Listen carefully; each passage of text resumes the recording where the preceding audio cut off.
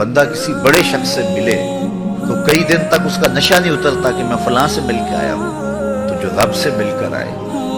تو اس کا بھی ایک نشہ ہے نا، لیکن چونکہ اس کی نظر پاک نہیں تھی اس لیے وہ ملاقات ہی ادھوری رہ گئی، تو اس کو اس کا سرور باطن نصیب ہی نہیں ہو سکا، اس کا حظ ہی نہیں نصیب ہو سکا۔ ایمان کی ایک مٹھاس ہے، جیب میں پیسے ہونا تو اس کا اپنا ایک نشہ ہوتا ہے کہ میرے جیب میں 5 لاکھ روپے پڑا ہے۔ وہ آج کل وہ بچے ہیں اس عمر میں اگر مہنگا موبائل ہو ہاتھ کے اندر تو اس کا ایک نشہ ہوتا ہے میرے ہاتھ میں اتنی قیمت کا موبائل ہے، تو جیب میں پیسے ہوں تو اس کا ایک نشہ ہوتا ہے، ہاتھ میں قیمتی موبائل ہو تو اس کی ایک کیفیت ہوتی ہے، تو سینے میں ایمان ہو تو اس کا ایک نشہ نہیں ہوگا، اس کی ایک کیفیت، اس کی ایک مہک، اس کی ایک خوشبو مشام ہستی کو معطر کرتی رہے گی اور اس کو ایک احساس ہوگا کہ مجھے اتنی بڑی دولت دی گئی۔ لیکن وہ کیوں نصیب نہیں ہوتی؟ اس لیے کہ یہ 3 چیزیں نصیب نہیں ہوگی۔ جب اللہ اس کے رسول کو ہر شے سے زیادہ محبوب نہیں جانیں گے، جو اپنے لیے پسند کرتے ہیں وہ اپنے مومن بھائی کے لیے پسند نہیں کریں گے، اور تیسرا کفر کی طرف پلٹنا اتنا مشکل ہوگا کہ آگ میں جانا آسان ہوگا لیکن کفر کی طرف جانا مشکل ہوگا۔ جب تک یہ 3 چیزیں نہ ہوں تو فرمایا ایمان کی حلاوت، ایمان کی مٹھاس نصیب ہی نہیں ہوتی ہے۔ اور یہاں ایمان تو اتنے سستے ہو گئے کہ ایک اندازے کے مطابق پاکستان میں سال میں 10,000 لوگ بیرون ملک جانے کے لالچ میں اپنے آپ کو مرزائی لکھ دیتے ہیں۔ اتنا سوکھا اور اتنا سستا ایمان ہو گیا ہے، اتنی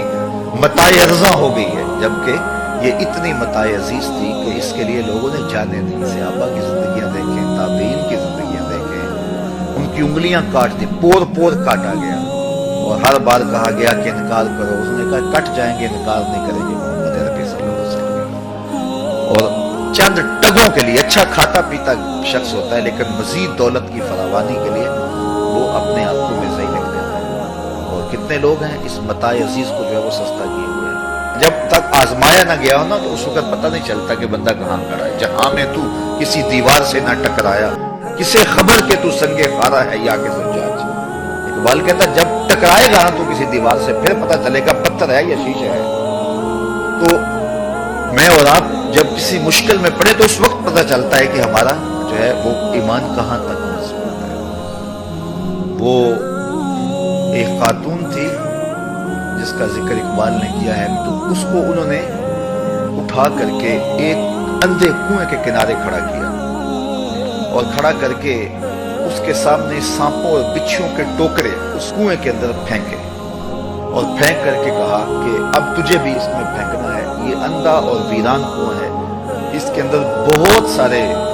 بچھو اور سانپ پہلے ہی موجود تھے، لیکن ہم نے تیرے سامنے اس لیے پھینکے ہیں کہ تمہیں یقین ہو جائے کہ اس کے اندر کتنے سانپ گئے ہیں، تیرے سامنے کتنے بچھو ڈالے گئے ہیں۔ اب یا اپنے مذہب سے، اپنے دین سے منحرف ہو جا ورنہ دھکا دے دیں گے تجھے اس کے اندر۔ تو اس نے کہا مجھے 1 رات سوچنے کے لیے دے دو، تو اس کو 1 رات سوچنے کے لیے دی گئی اور صبح جب اس کو اٹھا کے دوبارہ اس کنویں کے کنارے پہ لایا گیا تو اس کو کہا بتا، اس نے کہا پھینک دو۔ اس نے کہا تو رات سوچا نہیں تھا؟ کہا میں سوچنے کے لیے رات اس لیے نہیں مانگی تھی، میں نے رات اس لیے مانگی تھی کہ میں جو ہے وہ اپنے اندر کو مضبوط کر لوں کہ جب میں اس کے اندر جاؤں گی تو سانپ میرے بدن سے چمٹ جائیں گے، بچھو میری بوٹیاں نوچیں گے اور سانپ مجھے چاروں طرف سے گھیر لیں گے، تو کہیں ایسا نہیں ہو کہ میں اندر جا کے کہیں منحرف ہو جاؤں، تو میں اپنے آپ کو مضبوط کرتی رہوں کہ جس نظریے پہ میں ہوں وہاں جا کے جو ہے میں اس نظریے پہ قائم رہتی ہوں یا نہیں قائم رہتی ہوں۔ تو میں اور آپ ذرا تصور میں اپنے آپ کو کسی ایسے اندھے کنویں کے کنارے پہ کھڑا کریں جس میں سانپ پھینکے گئے ہیں، اور پھر ہمیں کہا جائے تو ہم کس جگہ پہ کھڑے ہیں۔ اگر ہم سب کچھ گوارا کریں گے اور ایمان سے منحرف نہیں ہو سکتے پھر مبارک ہو، اور اگر کمزوری محسوس کرتے ہیں تو پھر ضرور